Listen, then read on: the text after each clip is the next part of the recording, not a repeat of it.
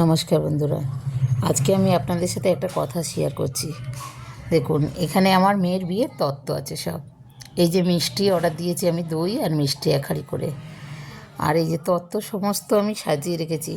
আমরা চাই কি আমাদের মেয়ের বাড়িতে যাক, যাতে সব থেকে সেরা হয় সেই জিনিসগুলো। আমরা ভালোবেসে সেই জিনিসগুলোকে সাজাই, সেই জিনিসগুলোকে রেডি করি।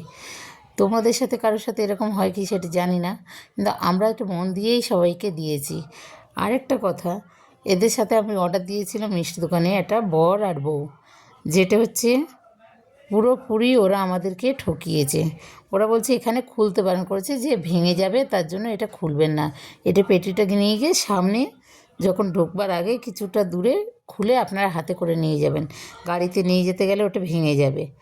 ঠিক আছে, তাহলে আমি বললাম মেয়েকে যে গাড়িতে নিয়ে গেলে ওরা খুলে দেবে।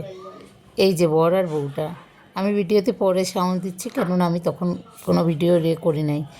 তা এই যে বর আর এই যে বউ, আমরা ভেবেছিলাম ক্ষীরের তো আর একটু ছোটো হয়তো হবে, এরা এত বড় দিয়েছে কেন আমি জানি না। মানে বড় বলতে বেশ 1 বিঘতের মতন হবে। তা সেই আনন্দে আমি ঠিক আছে, ভালো হয়েছে, দেখতেও খুব সুন্দর হয়েছে, নিয়ে গেছে।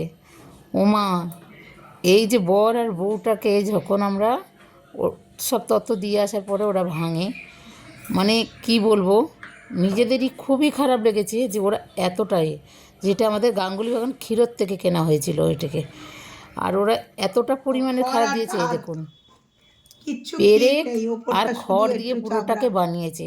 একটা খাবারের জিনিসে কি কেউ পেরেক দেয়? ছোট্ট ছোট্ট কেটকি পেরেক আছে, বড় পেরেকও আছে মাথার কাছে। এর জন্য তো আমাদের একটা অপমান বোধ হয় না ওদের মধ্যে? যতই হোক, আমরা আত্মীয়তা পাত্রাতে গেছি, আমাদেরই সম্মানটা নষ্ট হলো, ওদের তো কিছু হলো না। কিন্তু দেখো কিভাবে খড় আর এর মধ্যে দিয়ে রেখেছে। এই একটা করে মিষ্টির দাম নিয়েছে, আমাকে একটা করে পুতুলে 2200 টাকা করে নিয়েছে। তাহলে তুমি ভাবো, 2200টা বড় কথা না, তোমরা যদি বলতে আমরা বেশি করে দিতাম। কিন্তু তোমরা এই জিনিসটা কেন করলে? এটা তো আমাদের মান সম্মান সবই গেল বলো। মানে আমার মেয়ে বললো, আমি ভেঙেছি যেন সুতো সুতো কিছু লাগলো, তারপরে দেখছি পুরোটার মধ্যে পেরেক আরিয়ে দেওয়া। যে পেরেকগুলো মানে একটা বাচ্চা কামড়ালেও তো তার গলায় আটকাতে পারতো। ভিডিওটা তোমাদের সাথে কারোর সাথে যদি এরকম হয়ে থাকে, আমাদেরকে একটু করে কমেন্ট করে জানান যে এটা কী দিয়ে বানায় আর কী। আমি আজ পর্যন্ত এরকম জানি না, আমি জানি এটা পুরোপুরি ক্ষীরের বানায়। তো এইরকম যদি মানুষের সাথে ঠকবাজি হয়, তাহলে তো মানে মানুষ বানাবেই না। কারণ মেয়ের বাড়ির সম্মানের ব্যাপার একটা, আমার সম্মান আমি মানে প্রথম দিয়ে আমরা করে গেছি, কোনো জিনিস আমরা কমতি রাখিনি মেয়ের বিয়েতে, কিন্তু এইটা আমাদের পুরো সম্মানটাকে নষ্ট করে দিল।